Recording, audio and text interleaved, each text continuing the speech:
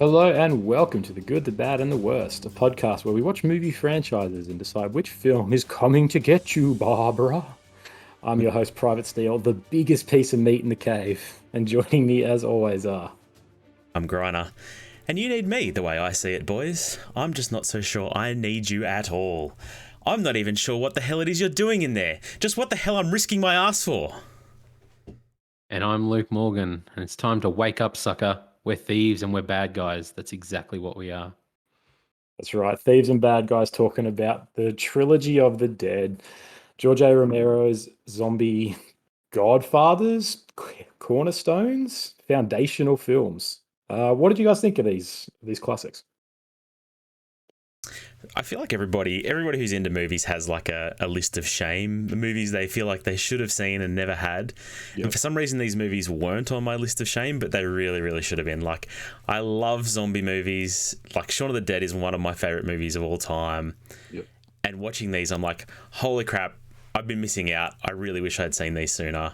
I just kind of fobbed them off as being old and outdated, but I was surprised at how undated some of them felt, how timeless some of them felt, and I had such a good time. I really, really enjoyed these movies. I love zombie movies in general. I think they're my favorite subgenre of horror, I guess. Yeah. I don't know. I don't find them very scary, but I enjoy the gore. I enjoy the social commentary. I enjoy, I don't know, the apocalypse. Bring it on.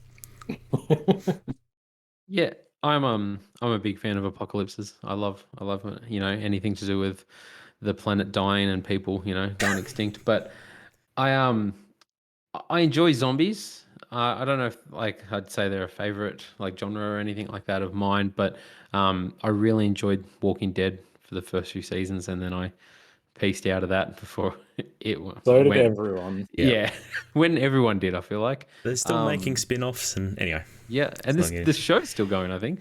But think so.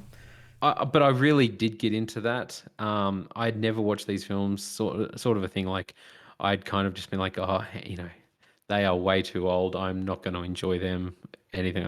I am very glad I watched them. Some of them I definitely really, really enjoyed, and found myself sort of captivated by, when at the start I didn't feel like I would be. They took me by surprise. But yeah, I feel like Grana said, they're quite timeless, and I don't know if that's because they've laid the foundations of what everyone else has done, so it feels like so many other modern, zombie films or anything like that. But yeah, I really enjoyed watching these movies. So. Yeah, I think that's an interesting point is about the genre as a whole is how important these movies are and that they feel super relevant still to both what they're doing and what they're saying, but also the genre. Like not much has changed from Night of the Living Dead even. You've got everything's gotten better in terms of the effects are better and acting's changed. But in terms of themes, iconography, imagery, like all the genre trappings are much the same. And it's pretty nuts that Romero creates the modern zombie film in 1968, and it's nearly 60 years later, and we're still doing the same thing. And it's like, like slashers evolve and change a lot.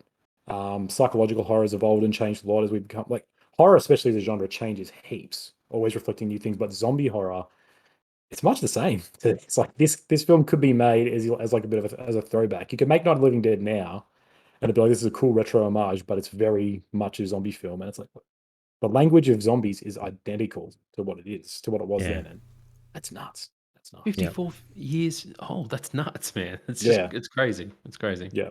Yeah. So Absolutely. you'd obviously seen these movies before, Conan. So I hadn't seen Day. I'd never seen Day. Oh. Yeah, I'd seen Night and Dawn, and what I'd always heard is, Night is they're both those two I think especially are really like, Mount Rushmore of important films in cinema and in Hollywood history. But Day was always kind of the awkward younger brother where people were like, yeah, it's not that great. And like Romero's a weird director because he's made a lot of junk, including some like there's technically 6 films in his of the Dead. So there's 3 more that he's made, and one of those is meant to be is loathed, no one likes. And he's made some other just bad films anyway. So he's really kind of he's not like a one for one good director. And so I think Day was where people said, "Oh, they're getting a bit weak. He's lost what he's doing, or he's lost his point." And so I'd never watched it, but I So was really happy to now. did he have anything to do with the 2004 remake of? I don't know if it was a remake, but of Dawn of the Dead, the 2004 version. No, he wasn't connected. He wasn't affiliated with it at all. Oh, okay. What So about that was Shaun of the Dead? I mean, he lent all the wording and the fun parts. No, so Yeah. this is the thing. He wasn't. I mean, what's interesting about Night of the Living Dead is Night of the Living Dead is public domain, so he had no real copyright over that. And Mm. so that film has been remade a bunch of times, and you can kind of constantly use that because he doesn't. There's nothing. It just exists for everyone.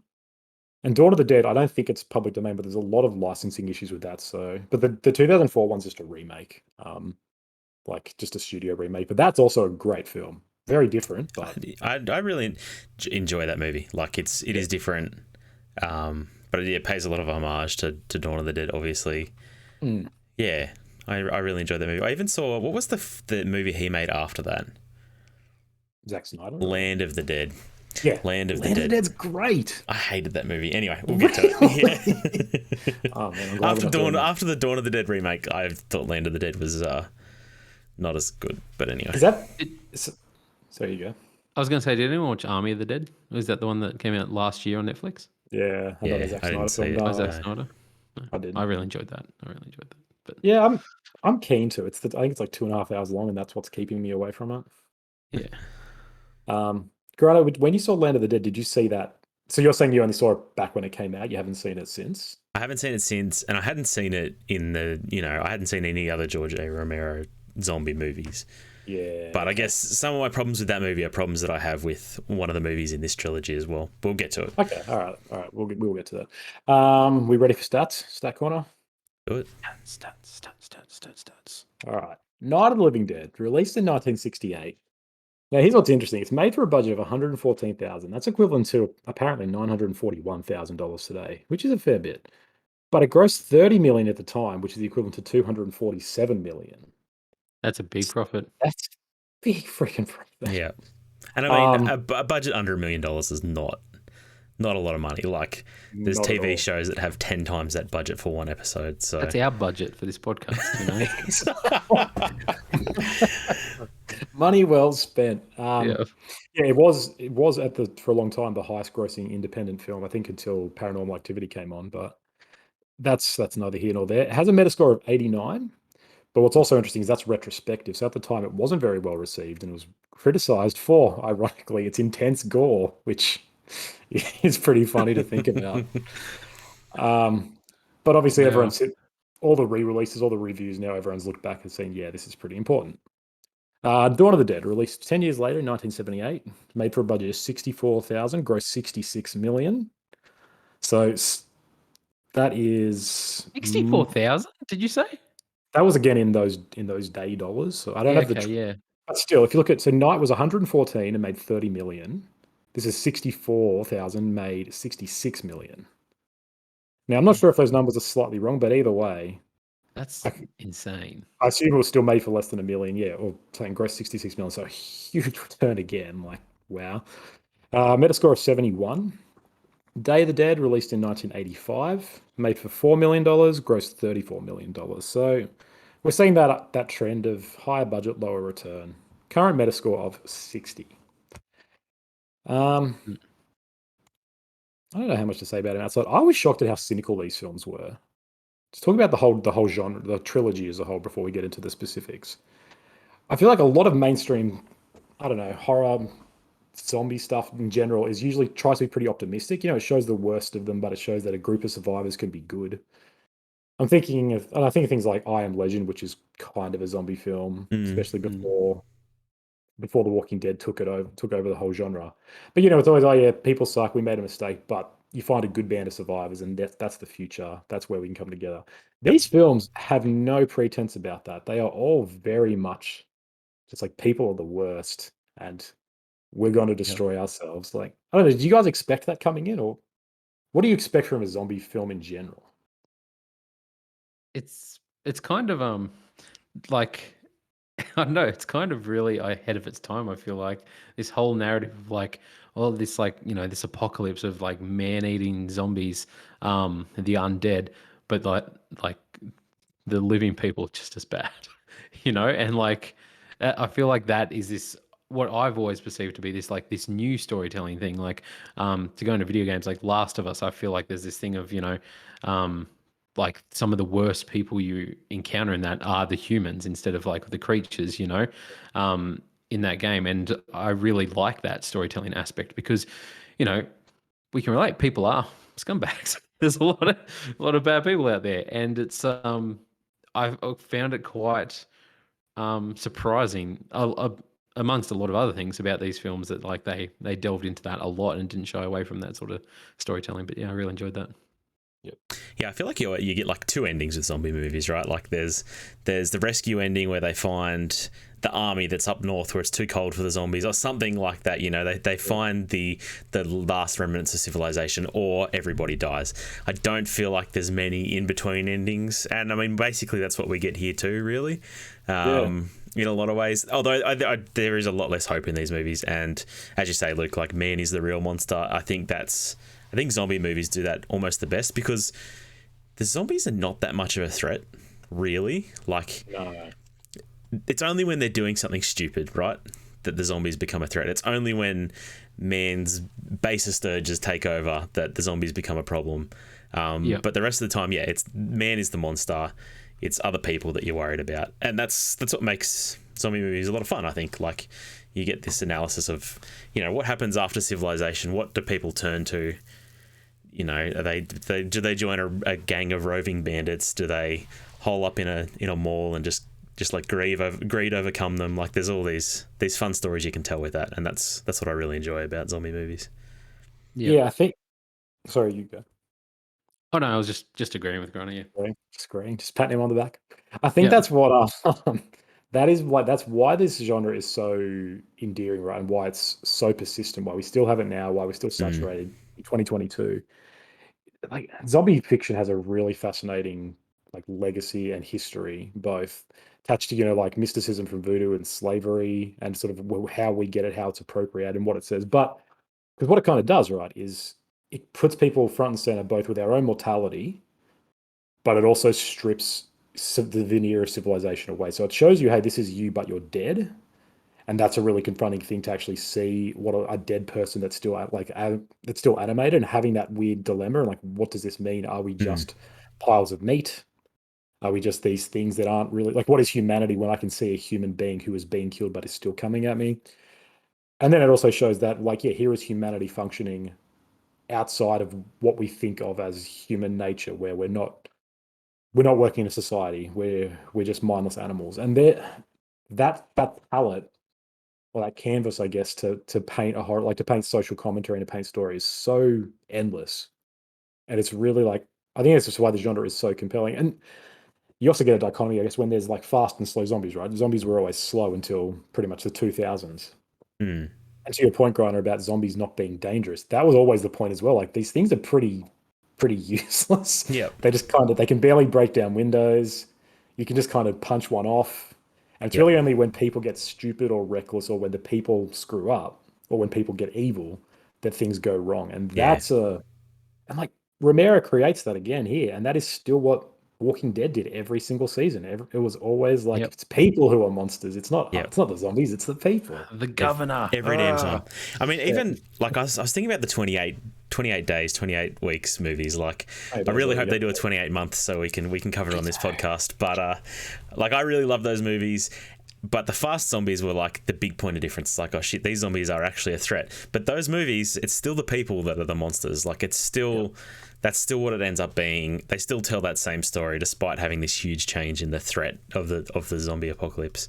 It's interesting that they just keep coming back to that. And even I don't know. I'm going to talk about Shaun of the Dead a bit tonight, but even Shaun of the Dead, like it makes such a good like comedy and romantic drama because like it just puts these people together, forces them to deal with their issues, and I don't know, it's so much fun. I'd love zombie movies. I think they're just so good at putting people like you can have a soap opera and there's zombies outside. It doesn't matter what the zombies are doing. We just have to know that these people are stuck together and they've got to deal with their issues. Yep. I love it. Yeah. It is. Yeah, it's like it's just an endless sort of. It's like it's like any sort of thing. It's like a slasher. It's like you say, there's a madman with a knife coming for you. It's like cool. That's always dramatically interesting Yep. in some way. And zombies are the same. It's like there's these mindless husks, and it's like that's cool. There's a lot you can do with that. Mm. Love it. I also just wanted to ask you guys quickly about George A. Romero because we need to mention him, I think. Did you guys know anything much about him before watching these or seen any of his other films?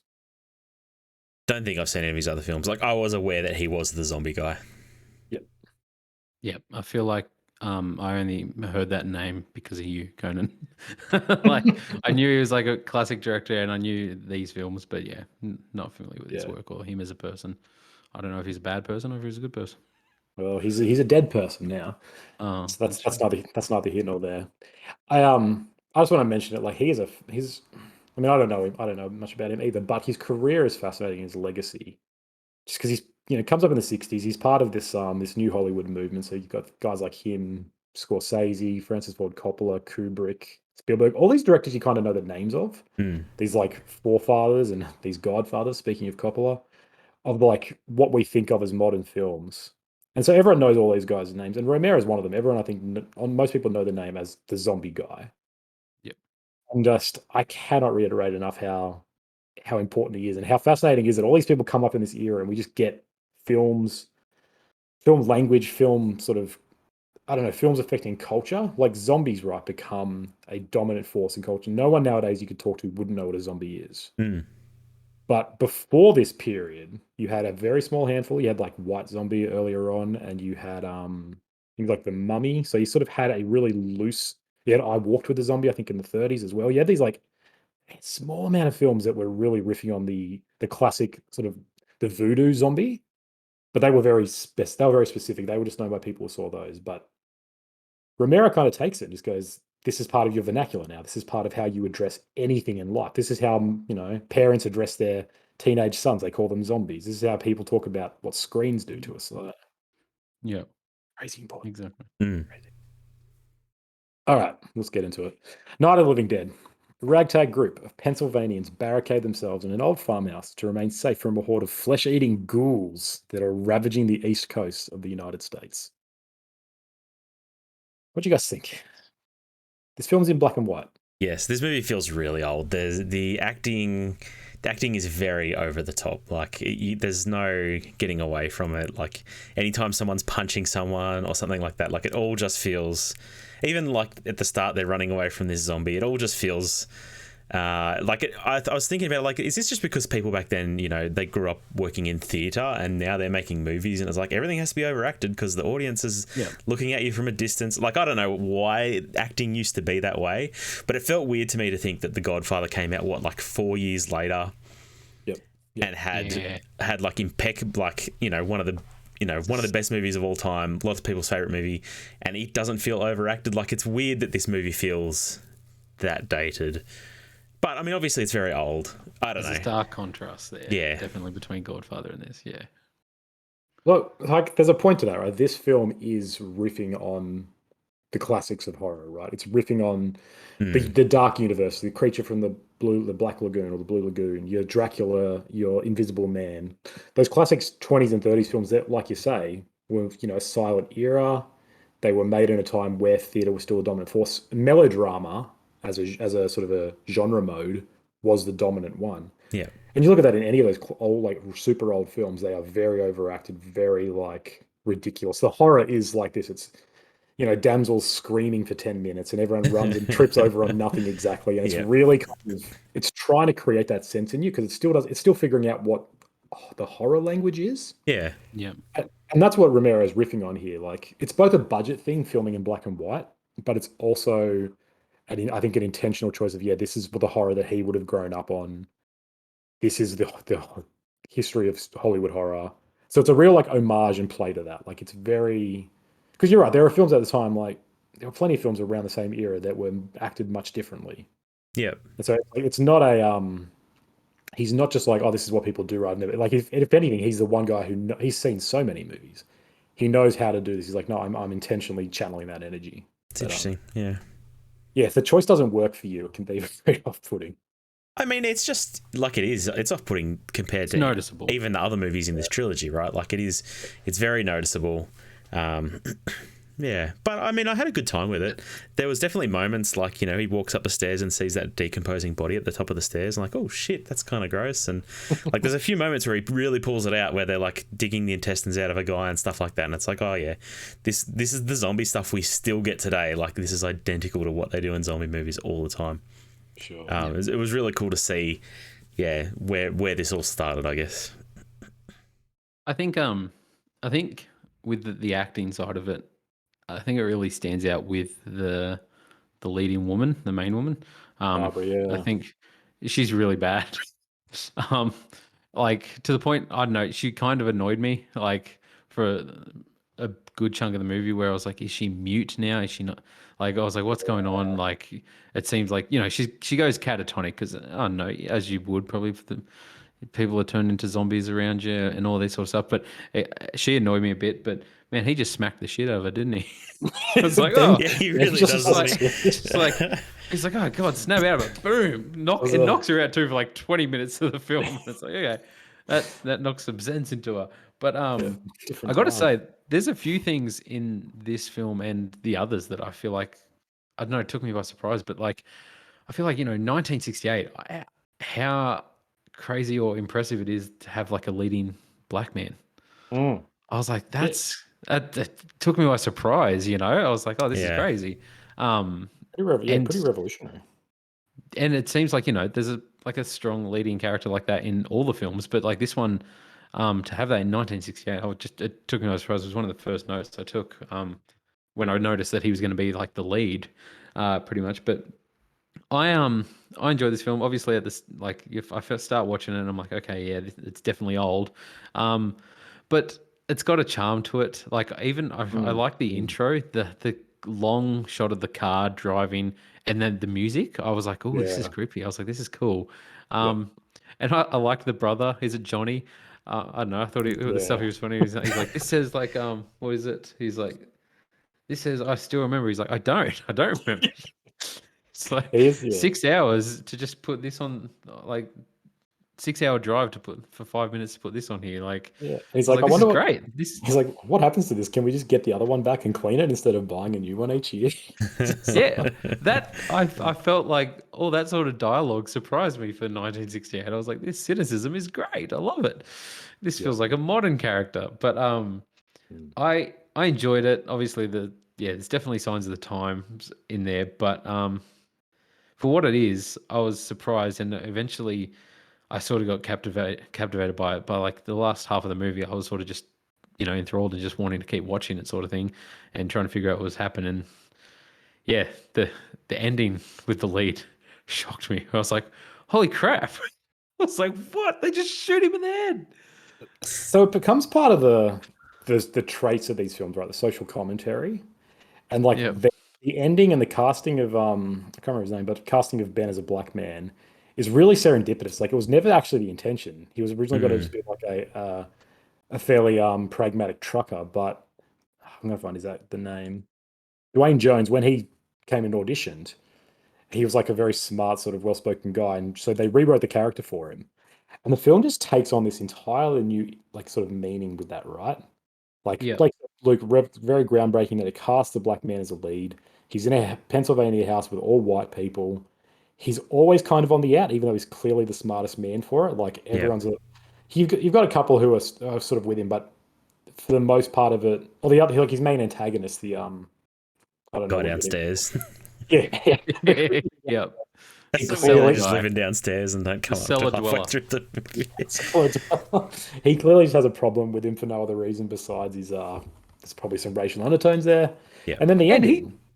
and just I was just and he shoots him too. Which, Yeah, I like know. Ben Yeah. does not mess around. I was like, man, Yeah. this is. No.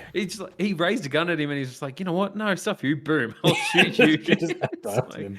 I love it. I love it. It's great. And then the ending works on two ways because on one, you've got that, the tragedy of it is just this is a person, not a zombie. Yeah. But then you've also got Mhm. this fascinating like racial commentary on he's a black man Mhm. and he's seen as less than human.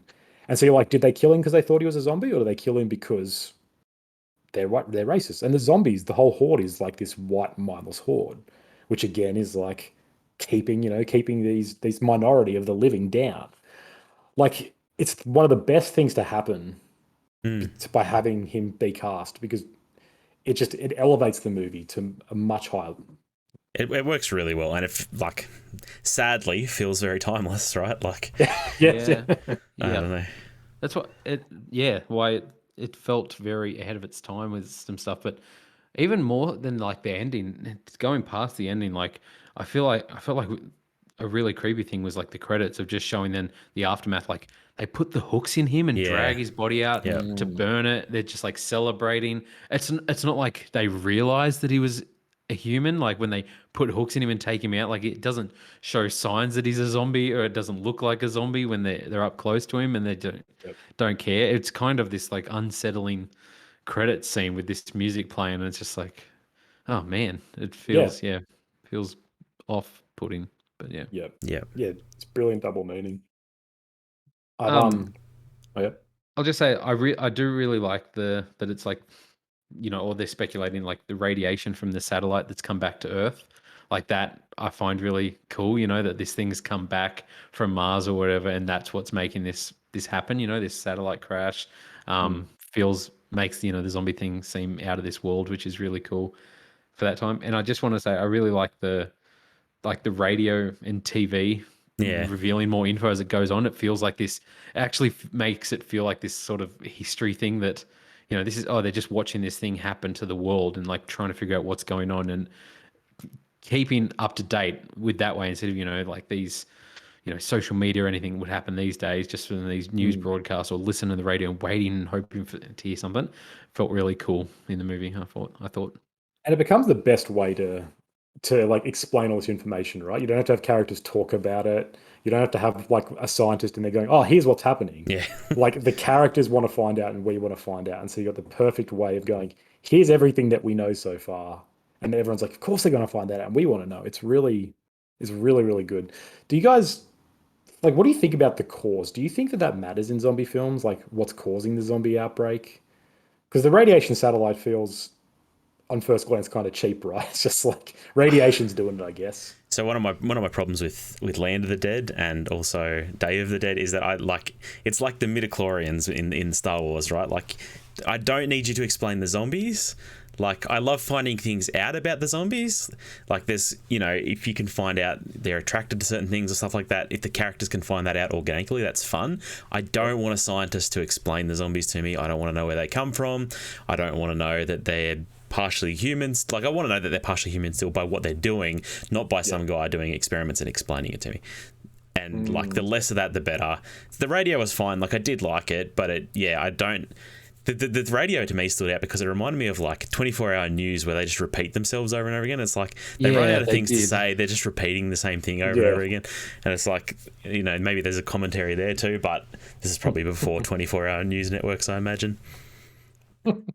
Yeah, no, you're right in that. Yeah, it's I will get today, but I do you have a problem with the idea of showing that zombies are changing and evolving? Because that's what's happening in this.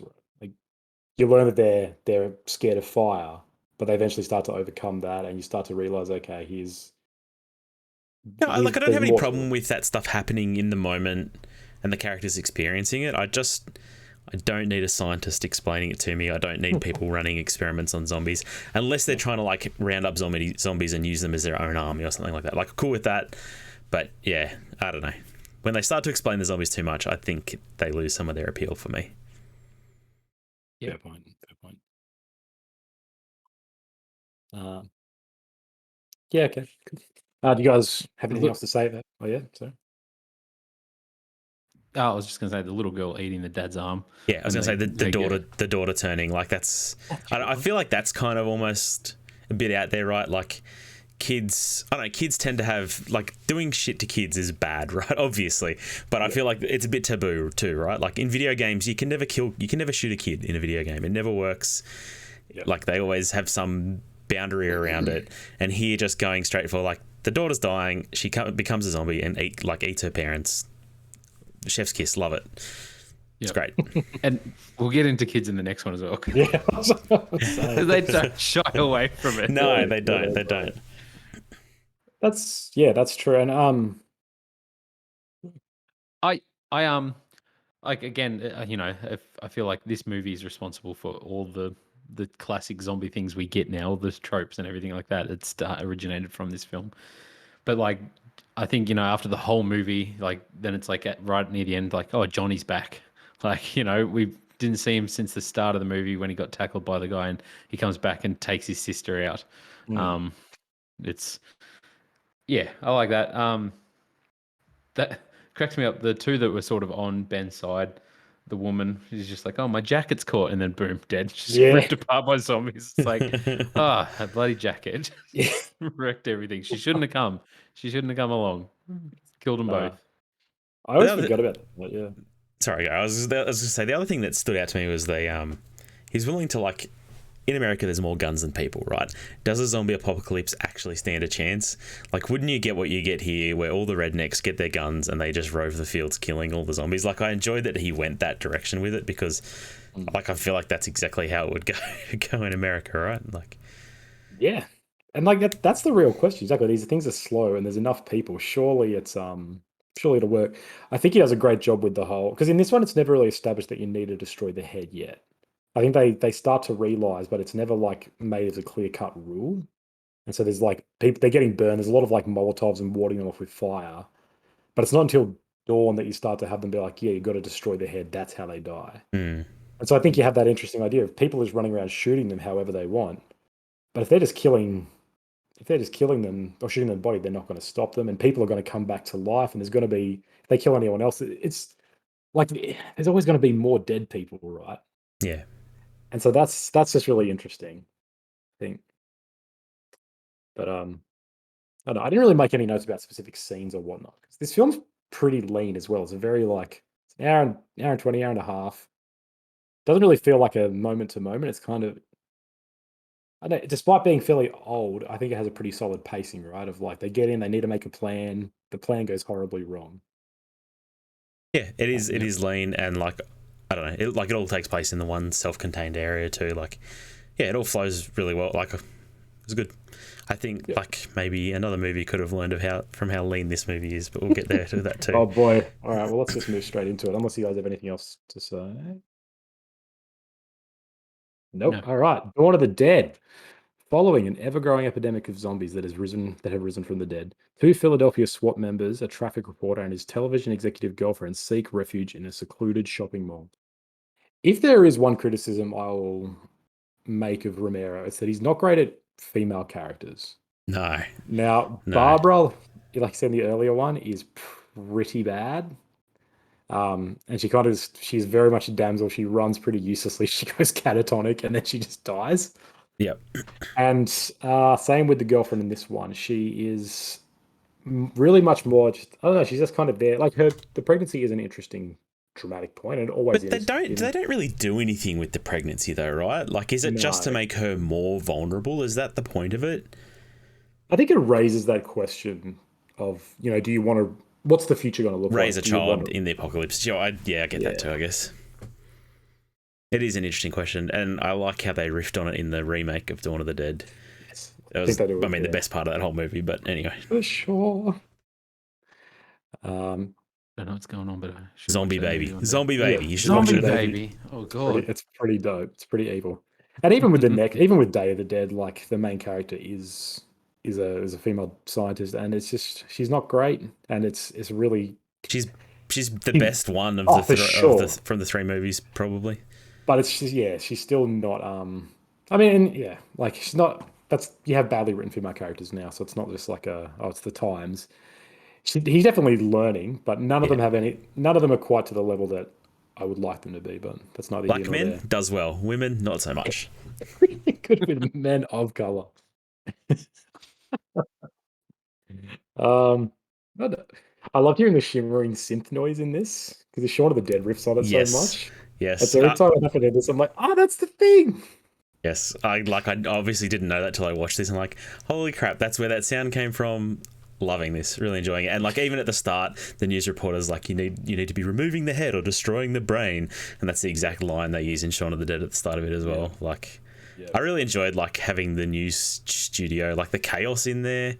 And like just how it kept going, like it kept going all throughout. So you get glimpses back into into like TV news, and you've got this scientist trying to put across his views and stuff. What is happening in that newsroom? Are there just people throwing like eggs and stuff? It's chaotic, like it's what is going on? wild. But Literally, I mean, doing your job at the end of the world, like I don't know what is that like. Like it's a weird thing to even think about. Especially when like your job is kind of like important to inform the rest of the world what's going on, like to make sure more people aren't dying. But like my first note for this movie is just absolute chaos in the newsroom. Like it's just total chaos. Yeah. Yeah, I like that line. Our responsibility is finished. From the news guy at the start when they just realize, we're out of here, sort of thing. But this film's is chaotic. A lot of it, like I feel like the first half hour is just chaos because you have the whole cops versus hippies, is it, or something like in the Puerto hotel? Ricans. This cop is just walking around blowing the heads off civilians. Like he just opens the door and boom, screaming racial slurs and blowing off heads off civilians. Yeah. That's what he's doing. The greatest scene in any movie when he kicks the door and the head explodes. It is terrific. Holy crap. Oh, horrible. Yeah, that whole thing is chaotic and it's kind of weird. Like I didn't gather what was going on until I realized they're like holding on to their dead and they've got all these zombies in the basement and that's what the problem is. But it's it's strange. Same. I had no idea what was going on either until then. But so that combined with the newsroom, right, is the best way to start this because it's capturing the chaos at this time in the world as well. So it's not just these two environments. It's like the entire world is in chaos. No one knows what's going on. People are still doing their jobs for some reason. Like I say, no, we're not really sure why, especially when some SWAT dudes are just like, yeah, we're leaving after this. What are they going to do? But I think that's more like, I don't know. I feel like modern apocalypse movies, like there's the apocalypse and then nobody's doing their job. Everybody's just trying to survive. But I feel like the apocalypse probably doesn't come that quickly, right? Like there is that moment that we get in this movie and I don't feel like we get anywhere else. I don't think I've seen it anywhere else where it's like, do I go to work tomorrow? Like, is money worth anything? Do I have, am I important enough that I need to go to work so that other people can survive? There's so many questions there. Like, I don't know. It's fascinating to see that. An essential worker? Yeah. And yes, exactly. And given our recent events, it's weird. It's eerie how it kind of lines up, right? No, it is. And it's one of the most important.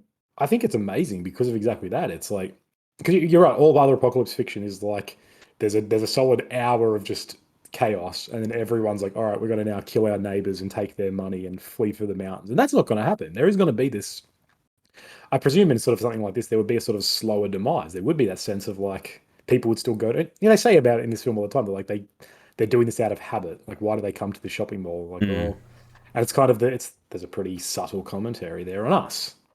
But I think it's a great way to start it where it's like the world is just kind of in this weird mess. And these cops can just freely run around and shoot all these people apart. And then others are like, nah, I'm just leaving. This is weird. And the newsroom's still going for some reason. And then contrast that with 40 minutes in, the film just like stops dead in its tracks. Yeah. And goes, now we are a very slow, very quiet, contemplative film. Like, that's really baller. Yeah. I admire Romero's cojones for doing that. Yep. Yeah, we get that kind of. I enjoy that little transition we get where they're flying over it and just seeing what's going on. So you still get the redneck army out there killing off zombies. Like he kept that going, and then we get the scene with the two kids for some reason. They're at this airfield. That they just they straight up mow down, and like the helicopter blade takes the top of the zombie's head off. Like that's a really good scene. I really enjoyed that. And then like it goes quiet. It's interesting. Yep. I that just touching on like the whole thing of these rednecks like going around just shooting. It did appeal to me. Like I had the thought, and I wrote down the note of like, if we had a zombie apocalypse, like 100%, it would become basically like a sport for some people. Some people would just be like, oh, here we go. This is what I've been waiting for. This is awesome. Like, and America, number one. You'd have people just being like, hell yeah, let's go shoot some zombies tonight. Like, and going out on a hunt, and like, let's go take some out. Let's go to here. Apparently some here. And I don't know. I looked at it from like our view of the world, and I was like, it'd probably be this thing of like this a fun activity for some people. They'd just be like, okay, cool. Let's go do this. Oh yeah, there's another zombie. Look, it's that dude's mum. Boom, kill her. Like, But that's the thing I realized with this film, because it's a long film. It's like an hour longer than the first film, um, and it feels different because talking about that whole start with the newsroom and the building with the cops and the everything like that, it feels completely different from the rest of the film. It feels like Yeah. two separate films almost, where I'm like, oh wait, no, that's right. That is the shopping center film. That is the shopping mall thing where they build a home and build this life here and like Mm. Mm. have this whole thing. They kind of turn out this sweet gig there. Um, I really enjoy it. I realized like halfway through this as well, where I was just like, or by the end, I was like, man, I'm kind of captivated by this. Like, But I'm really invested in these characters all of a sudden. I'm like, what's going on? Like, this is crazy. and it lulls you into that sense of shopping, right? Where it has the chaos of the outside world, it has the collapse of civilization, and they get into the shopping mall, and everything becomes a lot nicer. There's a lot. The music's nicer. It's calmer. Everything Mm. seems a bit, even though there's still the anxiety outside. There's still the peace of being inside this temple, this sacred ground of consumerism.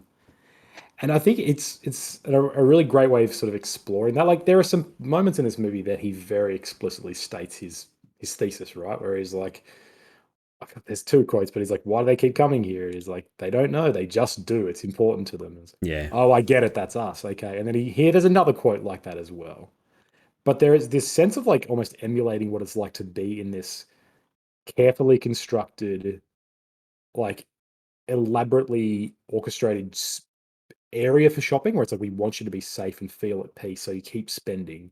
And there's the constant voiceover of like the people on the PA going, if you buy this in the next 5 minutes, this happens. And just how giddy Peter gets when he's like running to the shops and doing all this. Like this is really clever. This is a really, really cool way to do to say what he's saying here. And it's a different social commentary to the first one, which is Yeah. great. He's using the zombies to a whole different way. Yeah. Yeah, I was constantly waiting for them to be like, oh, there's the zombie that they didn't notice, right? Like, oh, he's, they're all just running around getting haircuts and doing whatever. Oh shit, there's a zombie in the back of the store that they didn't realize. But that never happens. Like, it really is a safe space until the end of the movie. Like, it's fascinating. Like, I was constantly expecting them to open a door and realize there was a zombie in there, but they obviously like cleaned that place out. It was a sanctuary, and yeah, it's really interesting. Do you guys feel like there's nearly one too many shopping montages, or they just go a little bit too long? Like, that would be my complaint with this film. Like, it's a long film already, and About I don't 20 know. minutes it could be cut out. I Yeah. feel like I don't know exactly where, but we definitely don't need as many montages or as many. All right, now let's go back down, back up again. Let's draw them here. Let's do this, and then yeah. And I don't know. I think you guys watched the same version as me. It was the extended version, so that's probably not helping things. But Yeah. Which is like an extra half an hour. No, it's like 7 minutes. The normal version is. Oh, is that all? The normal version is like 2 hours and 7 minutes, and this one was 2 hours and 15. So it's not not a lot different. I had the same thought, right? I was like, this film is a bit more bloated, and I watched this and David did back to back, so it was a long night, and I was like, I kind of wish this wasn't. I was like, I wish they were both just an hour and a half. That'd be much nicer. Yeah. But thinking about there's a part in Dawn where it kind of hit me where they've already had some montages, they've already had some growth. We found out she's pregnant, and it's not like a cut, but it sort of shows them all, and they've really adjusted to life here, and you can tell they've been here for a while. She's starting to show more. And they're all just really sick of each other. She's really over it. And there's another shopping montage after that. It's not nearly as kind of fun or entertaining. It's a lot more like this is just what we do here because we are in the mall. Yep. And so kind of that is, I feel like all of it is kind of building to this point of like we keep shopping because there's this deep, like primal need in us to hoard and to consume as a species, which is neither here nor there. But after a while, when you're in this institute that makes you do it, you go numb to it, right? And they're just doing it out of habit because they're stuck here, and they kind of hate it at that point. And we as the viewer hate it as well because like we've been watching this for 40 minutes. Why do I need to keep seeing these? I'm like, but that's interesting. It kind of is the point, right? Like, yeah. The fact that it is kind of so long and boring. Yeah. I think it is an intentional choice, and I'm like, that's hard to do because if it's boring, it's still boring. Yeah. And I had all the same thoughts. I'm like, I wish it wasn't, but I'm like, does it lose impact if it's an hour and 40 minutes instead of 2 hours and 5? Probably. Yeah. I don't know. it's a hard thing to pull off. Like I've talked about this with other things. Like if you're trying to emulate something that's uncomfortable or bad, it's still going to be bad. Yep. At the end of the day, right? Like anyway, it's a really good effective social commentary though. Like even just the mundaneness of day-to-day life, right? Like you could emulate that with just going to your job every day and coming home and like staying in your little circle of people that you always meet with. Like I don't know, it's effective, very very well done. Again, just played off to that, like with the background of zombies, of these faceless, nameless consumers, like the strangers we see every day. Yep. I'm like, but they're a threat now. And it's like, well, I don't know. I don't really know about the world outside of my own because I'm lulled into this 70s consumer society that's been built for me, man. Like, it really worked for me on that, especially on this review. I was like, man, this is one of the most interesting social critiques I've ever seen. And I don't know, and I feel like the mall as well. The mall becomes a really iconic like zombie setting. Like we have the Dawn of the Dead remake. Yep. We had that game Dead Rising. Dead Yeah. Rising. Dude, I was just about to set ask, in the like, mall. Dead Rising vibes in this. Like, the shopping mall straight away, I was just like, man, this just feels like Dead Rising. This is crazy. I'm sure, 100% guaranteed Dead Rising was heavily influenced by this movie, obviously. Yeah. But and just like the way they mess with zombies in this one, it's way more sort of lighthearted. Where I was like, this is dead. I was like, this is video game. This is like, for 1978, I was like, this is literally the basis of zombie video games, of us mucking around with zombies in video games or whatever. Like it was great. I really enjoyed it. But yeah, I enjoy how he's happy to get a bit silly with it. Like they rob a bank and stuff. Like there's all this like funny little scenes they add in there that. Yeah, at this point, there's not much tension from the zombies, so it's like it works really well. Yeah. Sorry. And that music, I feel like that music is like makes it not as, I don't know, it feels like very lighthearted and like funky, and then just like it sort of takes away the scariness of the zombies, but then it's sort of them being silly or trying to do this thing gets one of their legs bitten off, and it's just like, okay, that's right. Yeah. That can happen. So there's Yep. I was gonna say there's a trope in horror where like people make bad decisions and that's why they get into trouble. Like people do stupid things, and I feel like these movies do this in spades, right? Like him hot wiring the trucks and just leaving the door wide open. Oh man, I was so frustrated with him and how he died. I know. And then like the pilot dude, like obviously, like I liked the way he died because he was, he was trying to protect his property, right? Like it showed how much the greed had like overtaken him. But what's the other guy's name? Peter or something. Anyway, Peter's the SWAT guy who dies. Roger, who seems like the lead for the first half hour of the movie. Well, yeah, he is. And then it's his point of view. Yeah. I don't know. Do you guys feel like that holds up though? Like, I don't know. That's the thing that frustrated me a little bit about these movies, that people tended to only get into trouble when they make poor decisions. I don't know. And I feel like modern horror in a lot of ways has tried to move away from that. Like, I think we talked about it with the Peel trilogy that we did. Like, I don't think you could ever point to a situation where those characters made poor decisions. But it's definitely a trope in horror, and I don't know. How do you guys feel about it? It's probably a trope in horror because of these movies. Like they invented this sort of thing. I feel like, so it's just like everyone is just like, oh yeah, cool, we'll do that. But I get what you mean. Like I think about pretty much all the stuff that happens in this. It's because someone's done something silly, or someone's gone rogue, or is doing something, or they haven't done something right, or they've gotten careless and it's come back to bite them. Instead of having a shot where they are just at a restaurant and they think they've got all the zombies and they're just chilling, they've painted over, they've put drywall up, and all of a sudden just a big zombie crashes. So they're like, what the hell? Wasn't expecting this. Like we did nothing wrong. But it is always something like that. True.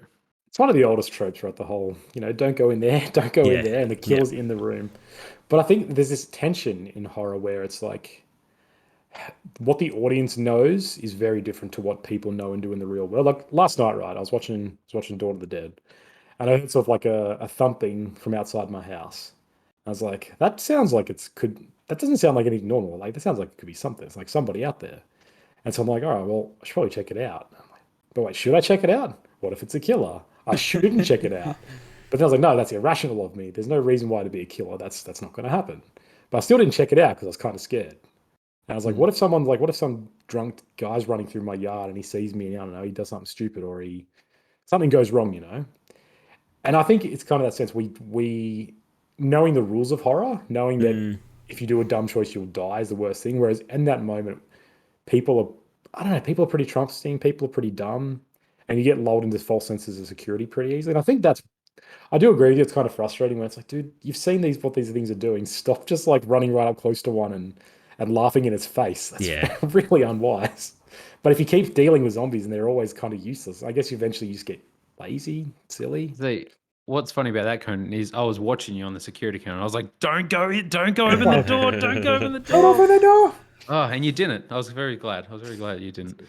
Thanks for not killing me. Um, I do like I felt like these it took me by surprise in the first one, but they do it a lot in this one where it feels like the zombies are smarter than what modern zombies are in movies, like as in, they're like in the very first one, like that guy's chasing after in the cemetery and starts trying to open the door handle, like Yeah. and like, he grabs a rock to smash Grabs the a window and rock, yeah. I was like, oh, okay, they're much smarter zombies than now where they're just absolutely mindless and just want to feed or whatever. This whole thing of like their instincts are still there in their brain to go to the shopping mall or whatever. Yeah. I've really liked that, like, Flyboy, like the chopper guy, instinctively went back to them, like, and went and found the drywall and started smacking on it, like, because he knew they were in there, sort of thing. Yeah. This whole thing that they are in there. Yeah. That twist, as soon as like he got turned into one, I was like, oh no, he's going back there. Like Yeah. he's going back to them.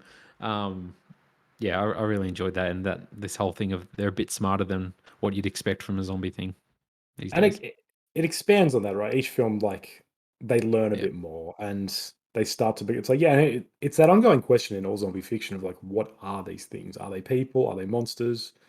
And you're right. For the most of it, it's zombies are just like they're humans without their, I know, their conscience or their humanity. So they're just animals.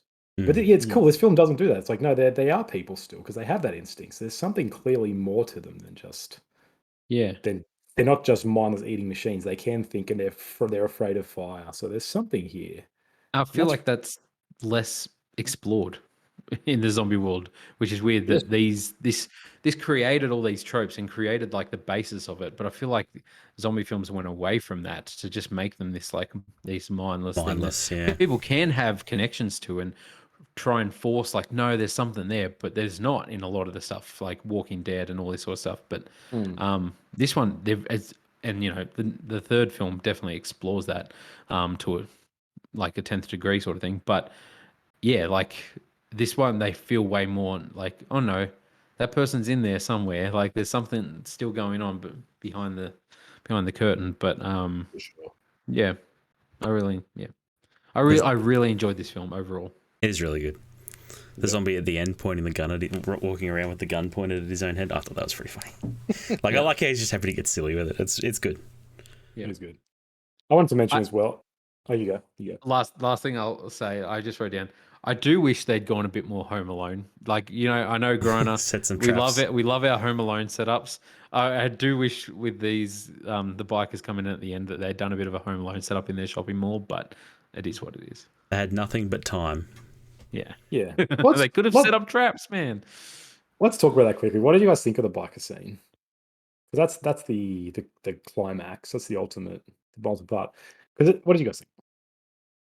Honestly, I don't know if I enjoyed it. Okay. Like just more so like I feel like they really take the fearness of the zombies out for like, and it feels like that probably goes on too long. I feel like there's maybe about 15 minutes of them driving around me like mucking around with zombies, but like they're like Yeah. spraying them in the face with water guns, Yeah, and there's like the zombies the like pies in the face. The pies in the and the face, pie in the yeah. face. I was like, right. okay, Yeah. I was like, this is really taking. Like these zombies actually seem harmless now. Like these guys are just running past them, and the zombies like are stupid, really. Mm. And that was the only part where I was like, okay, these zombies aren't scary in anymore at this point. Obviously, they get them once they're already dead or on the ground and they're like have been shot by the guy. But I don't know. Like I liked the idea of the bikers coming in, and that added the fear of like, okay, oh shit, humans, the bad Yeah, people, yeah, yeah. they're back Here's the again. menace. Yeah. So I'm not against that happening. I don't know if the delivery was that great because I I sort of was getting sick of it, and I didn't feel like there was a big confrontation between them. It was just this, like they were just causing chaos in there, and I felt like that probably stretched on a bit too long. But that's just me. They kind of just leave too, right? Like it's like, oh, Yeah, let's just go. Yeah, and like the pie in the face, that was too much. But I do enjoy where he took the story, and with Flyboy being like, no, we've got to defend our shit. This is our stuff. Like, so stupid. Like, so easy for them to just hole up and like let them pass on. Yeah, so I like where they went with that. They probably are a bit over the top, but I didn't mind them. I don't mind the little zany parts we get in there. Like, it is very Dead Rising. And yeah, I don't know. The zombies aren't really, as I said, I don't think they are really a threat. It's the people that are the threat. But yeah, true. Like, they're an interesting sort of threat because they're also like a mindless horde. They walk in, they all come in together, and they're just crazy, and they're just kind of doing like nonsense. And like Flyboy and who's the other SWAT officer? Is it Richard? Just looking it up. I'm bad with names Oh in no, these films. no, Peter. Sorry, Roger's the white one who dies. So Peter.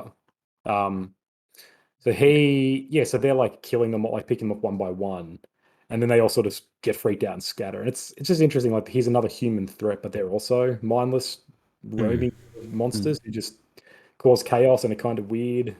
And then it all just goes wrong at the very end. There are the weirdest part that always gets me is when one of them runs into the blood pressure thing and he puts his arm in the cuff and there's like 50 zombies right next to him. And as soon as he gets in the chair, he just gets eaten. I'm like, what the hell are you doing? He really wanted to check his blood pressure. And it gives that great scene at the end where it's like still just, in the arm. it's got his arm in there and it's like, you know, like emergency. But it's just such a weird shot. He runs in, sits down, and then gets eaten. Okay. I really liked Peter. I really thought he was a good character. I thought well acted as well. Yeah, And I Ken don't know really why, good. dude reminded me so much of Remy Malek, like his face. I don't know, just me personally, I was just like, man, this guy, like, there's a strange, like, familiar thing about him. And just looking at his face, I was just like, he's like reminds me of Remy Malek. He's got It's just intense. He's got intense little known eyes. around. Yeah, he Yeah, he does. does. Really intense eyes. Yeah. The thing I just wanted to mention before I forget. So, like, the early film, Night of the Living Dead, it's obviously a big throwback to 60s horror. This is a really interesting example of like 70s horror films. So before this, you got things like Texas Chainsaw Massacre, Exorcist, and The Wicker Man. They all kind of deal with like the illusion of the American dream, right? And like the true America is like this rotten core and this, I don't know, yeah, the rotten, something going wrong in the country. And I think this is a really brilliant addition to that era and a reflection of that era. And like America is falling apart because not of zombies, because of consumerism. And I don't know. It does it again. It has a similar thing in the 80s, but I wanted to make sure I mention that with every film. Should we move on to Day? Let's do it. Yes. All right, Day of the Dead. As the world is overrun by zombies, a small group of scientists and military personnel dwelling in an underground bunker in Florida must determine whether they should educate, eliminate, or escape. It's 3 E's. The undead horde. It's a good life lesson. Educate, eliminate, or escape. What do you do? This film is definitely IMO the weakest. Yes. For a few reasons. So I want to talk about what I like about it first. The gore in this movie is like to Another 11. level. There is so level. much gore. There's the title card, and there's a zombie. Like half his jaw is missing. He's just got his tongue hanging out. I'm just like, oh man, this looks so good. And I was like, could you imagine if they did this in the 90s and did it in CGI, what it would look like? Like, no, practical effects hold up. This is why we need more practical effects in Hollywood, because it looks so good. This film looks better than all the films from like the 2000s, like almost, you know, in this day. So we should give a shout out Tom Savini, who plays like the leader of the bikers. He's the gore artist. I don't know what you call him. He's the effects artist. And so I didn't even realize he was that. Yeah. Yeah, so he's responsible for the beauty of these films. Yeah, I recognized his name when it came up in the credits, and I looked it up and like, yeah, this dude's done some stuff. He's seen like prosthetic stuff, obviously, but like he's also responsible for like a lot of like the famous horror masks from a bunch of movie series and stuff like that. this is no one is probably going to relate to this, but he created a mask for a wrestler in Of course he WWE, did. like that's a horror character, like really, and it's a really scary mask. And he got Tom Savini to do it and design that whole character. And yeah, that mask is creepy as my daughter hated it. I was going to But say, is that the mask you had? Because that is a creepy mask. I've yes, seen it. Yeah. yes, yeah, the Fiend. It's a absolutely terrifying mask. It's great. And yeah, like the work in this, like that first zombie, I wrote down the notes straight away. I was like, these zombies are way grosser. Like the zombies you see in that city, like when they're seeing if there's any survivors there, Yep. and they pull in, all the zombies you get glimpses on are way grosser than all the zombies we've seen up to this point in the trilogy. Yeah. And And then yeah, Gore's on another level. it's so good. And you just get some of the kills, like you get people who's like the top of their head is pulled apart. Yeah. Yeah. And just people getting absolutely disemboweled and like The head pulled off while he's still screaming. Like Yeah. it's so just good. like, And oh god, it's phenomenal. Like oh man. all of that really more than made up for a lot of the lacking parts in this movie with me. Yeah. All of that I enjoyed a lot. I don't know. My main issue, I guess. No, we'll talk about it. What did you guys think of this? Um, I felt like this one was a bit of a slog, a bit of a chore. Just because I felt most of the characters, like, and some of them, a lot of them are designed to be, but are so annoying and like are just are grating to listen to, and like, obviously, they're racist, sexist, all that sort of stuff, but they're just like annoying morons, and it's Yeah. like, shut up, like That was my wanting to main see them point, yeah. die so much, which is Yeah. why the end 10 minutes of this film is great, because they're all getting massacred, and it's like, oh, here we go, finally. But Yeah. That was my first note. Everyone's kind of a caricature in this film, yes, which is a problem. A little bit. Yeah. I know, Grana, what did you think? Yeah. I didn't hate this movie. I had fun with it in places, and there are some likable characters. Like I think, again, the pilot's pretty good, and the electrician dudes. Yes. The two people living out in the tunnels or whatever in that. What do they call it? The Ritz. Yes. Yeah, like I enjoyed them, but yeah, the military commander was just like so over the top evil. Like there was there wasn't two sides to that character. He's very one sided. Yeah. And like I kind of hinted at before, this is like when they're explaining the midichlorians in Star Wars. Like there's just too much explaining what the zombies are, what's going on with them, where they're headed, and I don't think it adds anything to the movie at all. I feel like that's the thing. There's so much of this film that's like they have instincts from before, and I'm like, well, yeah, we gathered that from the first two films. Like, yeah, you've shown us this in better ways than what you're showing us now. Like you did in it more subtly interesting ways. in the last two films. Like the guy instinctively went back to his hideout. They instinctively go to open door handles. They instinctively smash rocks through windows. You don't need to have this whole experiment that goes for 20 minutes and show us how he remembers how to do stuff. I like that idea of it, and this one they go way more to it. Like him doing the salute and stuff like that, where it's like, okay, but it kind of feels weird. Like it feels. It's too far. I don't know. Like he uses a pistol at the end, and it's too much. A zombie wielding a pistol and shooting a dude. It's too much. Kind in my of cool. I think it's Kind cool. of. Not in. So I think Yeah. in Land of the Dead, even though we're not talking about it, they show this happening. They show zombies learning, and they do it in a really much better way, I think. That was my problem with that movie, right? Like, it's Really? basically continuing on from this movie, and it's zombies yeah. getting smarter, and I was not into it.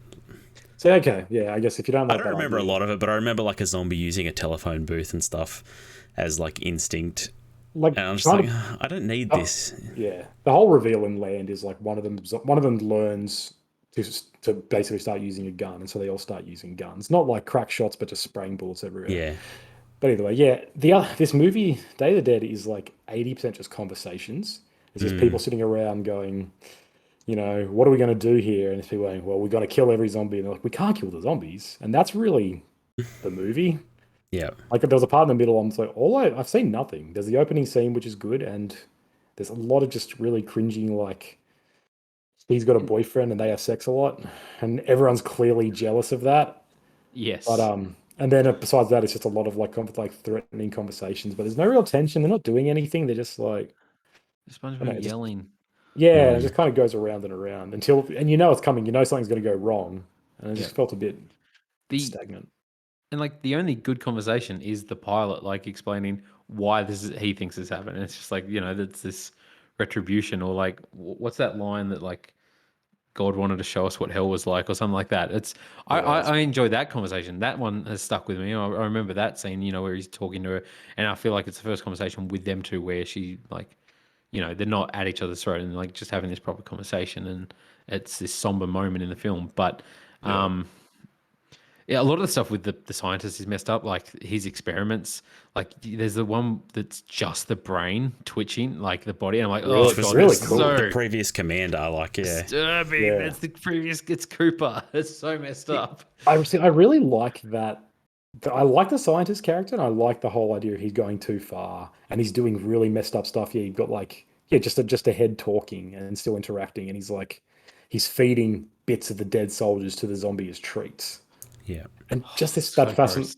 I think that's all really cool. Like he's pursuing, he's losing his humanity in the pursuit of learning it all, blah blah blah.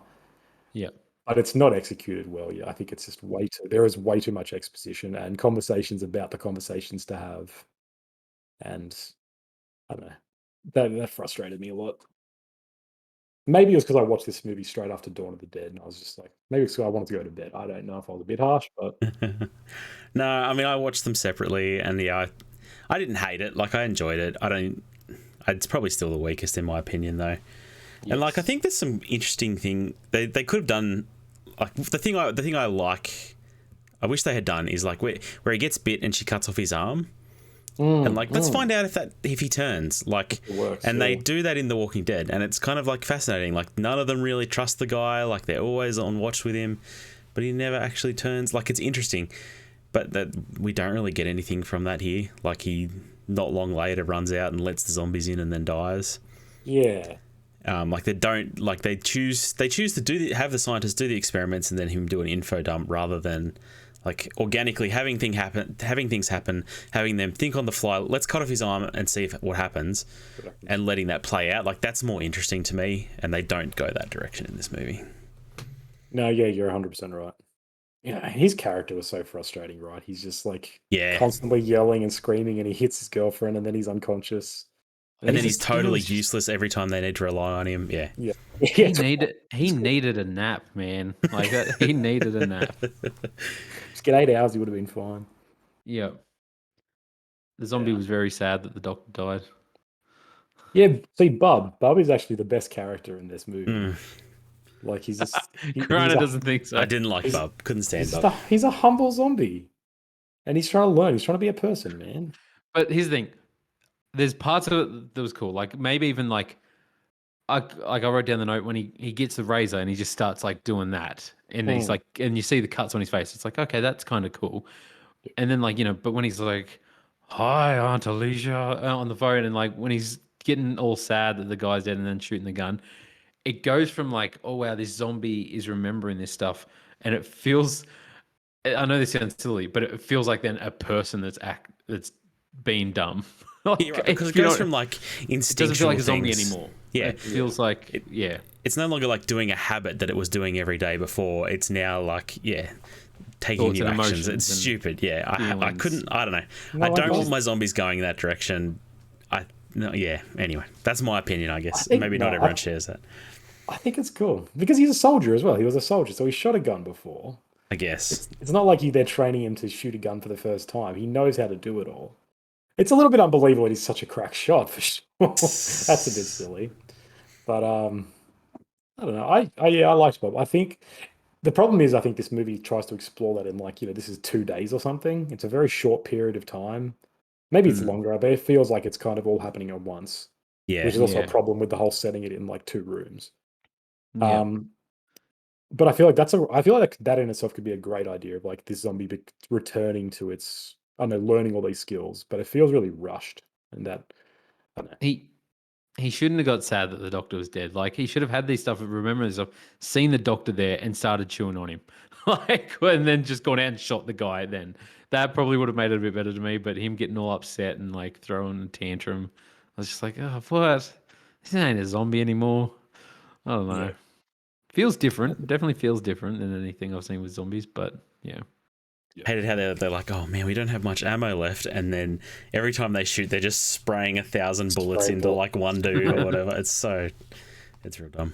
Yeah, they're pretty bad soldiers. Yes. And yeah, how did you guys feel about the whole? Because it's got a pretty.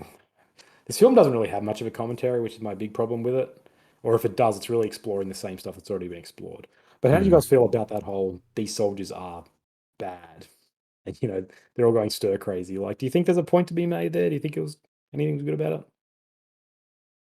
it? This is another thing, that a direction they could have gone that they didn't, that other movies did. So the ending of 28 Days Later, where there's literally 2 women left, and so they tie up Cillian Murphy and are going to rape these women. Like, they could have gone that direction here, right? Like, the soldiers are stir crazy. There's only one woman left. Let them take her. Like, I don't know. There's something they could have done there that would have been more interesting than I think what we got. And it hints at that a lot. Like It at does. the beginning, they are constantly referencing. Like I mentioned, they're always referencing how she gets it. Like her boyfriend, he's really lucky because they have her. And there's clearly this sense of like, okay, they all want her here. And yeah, it's These kind of dudes like, have some blue balls. Like, they obviously need to take care of themselves or something, because they're too aggressive. Yeah, testosterone levels going through the roof. Yeah. And on one hand, I kind of like that it doesn't go down that way, because at this moment it would almost feel a little bit cliche. But at the same time, it still would have been a better choice than sort of the non-choice this film makes, I guess. It makes no choice, and they just go crazy and start killing everyone. Is basically what happens. Like, pretty much. Even the commander, he doesn't actually. He's like, I'm in command. We've got to go kill them all, but he never does anything. He never actually takes the soldiers up for a raid. And again, I don't know if it's because this movie takes place over the course of 4 hours, but he's like, no, we're going to kill everyone. You guys better not be here, but because we're going to murder every zombie. And then just nothing happens. I'm like, I don't know. I'd like to see him going out and just killing some zombies, maybe. well, there's a scene where she won't sit down, and he's like, he commands his soldier to kill her, and then he's going to kill him for not killing her. Yeah, that was pretty intense. It was intense, but it was a really stupid situation too. Like, it was comically over the top bad guy behavior. Yes. I couldn't. Like, how is this dude a colonel? He's like, yeah. That was the other thing. Like, why aren't his, like, people should be mutinying, right? Like, there's everybody in that room has a gun. Everybody in that room has a gun. Surely there's a way to resolve. I don't know. Frustrated me a lot. Yeah, and I think the problem's meant to be like the soldiers are all the same. They're all just like these meatheads who are like, oh, we just want to kill zombies and get laid. So one-dimensional, as I said, yeah. Yeah, and the whole time I was hoping, I was like, one of them's going to sort of cause some problems, and it's got to be that internal conflict that causes the whole house of cards to collapse, but it never happens. Rickles is like one of the most annoying characters I've ever seen in a film. Yes. Oh man, just him, and he's even laughing when he dies. I'm just like, what is this? Is he just crazy? He's just absolutely nuts. He's just like laughing, like running away from somebody and getting ripped apart still. But I'm like, oh god, That's the other problem with Romero. He's always got a character that just laughs the whole time. I think it's when Peter or whatever he is in Dawn of the Dead, when they're doing the truck raid, he's just like, Yahoo! Yahoo! Yahoo! It's like someone's playing Mario, just tapping A over and over. And I'm like, for 10 minutes, it's just this guy hollering. I'm like, holy shit, we get the idea. And Rickles is that in this film. He just never stops. I don't know. Do you guys have anything else to say about Day? Before we rank him? So what's inferred with the ending? How like she goes to help in the helicopter, a zombie grabs her, but then she wakes up on the beach with the guys. Was it just like we didn't see what happened after? Yeah, it's just a time cut, I think. Okay, because for a moment there was like, oh my god, was this whole thing a dream? Because this is if it's true, I thought then the same thing. I was like, if it's true, then this was a nightmare of a film. Yeah, I was like, oh my god. But no. Yeah, because it opens. It's a weird choice. Yeah, because the film opens with that scene of her, a really good scene actually. She walks up to the wall with the calendar, and all the zombies' arms like come through. Yeah, and that was a really great scene. And so I think it's just she sort of has these PTSD dreams. And I was the same though. I thought it was like, oh, you're gonna do that freak out? And I was like, it's a dream, fantastic. But then it wasn't. So yeah, I guess it's just this one isn't very cynical. I guess it's like they have a happy life in the end, just living on a beach or something. Celebrating. I was kind of hoping like you would see a zombie or something would prove that it's not going to go right. There'd Yeah, be just some like a whole issue. bunch of zombies come out of the forest behind them or whatever. But yeah, Yeah, just a nothing ending, really. Yeah. it is. It is. Yep. All right, so what's the ranking then? I don't know if we'll have the same ones here. All right. So I forget the name. So Dawn, the second one, is Yep. my favorite. Then the first one, Night. then Day is last. Easily Okay. last. So 1, 2, 3 is night, dawn. There's dawn, night, day. Yep, Grana. 2, 1, 3. Yeah, I think I Yep. agree. Yeah. Okay. Cool. We are all in agreement. Look at Yeah. us. I could maybe see a world where I put 3 ahead of night, like dawn ahead of night, but I mean day ahead of night, but Really? probably not. Probably not. Okay. So yeah, I Like night. Oh, you go. I was gonna say, like I can see it kind of, but like, because obviously the first one's rougher with everything, but Yeah. yeah, the third one just left a bad taste in my mouth. Where I was just Yeah. The first one's a better, I don't know, it's a more interesting story, and obviously its impact is greater, but it is older. Like it feels very dated, I guess, in a lot of ways. Like the acting feels really dated, whereas Day of the Dead feels quite modern. Like the effects are amazing. Like that sort of stuff really is really good, and that's what it has going for it, rather than having a really compelling story or compelling characters, I guess. That's kind of the first two they each have an identity, whereas Day doesn't as much. Day feels just more like this is a zombie film. Yep. Kind of to his detriment. so 2, 1, 3. I was expecting you guys to say Night was the best, but I think so. Yeah, I think Dawn is actually better. Dawn, I think, especially has the best commentary, and I think it's making it in a really profound way. Yep. But then Night is also, if I had to make a list of like most important films, Night would go in there because it makes the whole genre. But Yeah. I think Dawn is a better movie. Yep. Wow. Yeah. We're in agreement for the first time in history. Been a while, yeah. Yeah. This is great. I'm excited. All right, cool. Well, that was the trilogy, The Dead. I'm glad we did this. What is coming up next? I think it's you, Luke. So keeping up with Sorry, we got Halloween month and spooky season, yeah, Forgot we're about gonna this. do the new Halloween trilogy.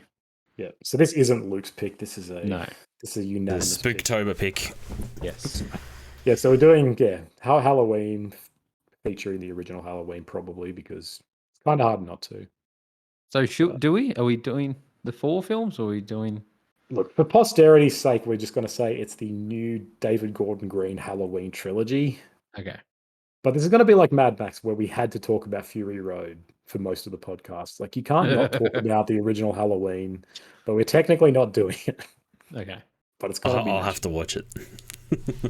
Yeah, it's the essential slasher. Anyway.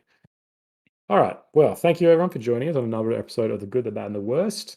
This podcast was presented to you by a book I wrote. It wasn't very good, didn't sell many copies, but if you No, you like should horror, read it. It is good. The Taste of if you Iron. like horror, buy that. It's got lots of zombies. If you Lots enjoyed of gore. listening, Lots of gore. If you enjoyed the gore of zombie movies, there's lots of body gore in this horror, I'm all about that. Book gore, the best type of gore. book. If you liked listening/watching us, you might also enjoy listening/watching us talk about video games on our other podcast, Bonus XP. The bonus XP, the worst.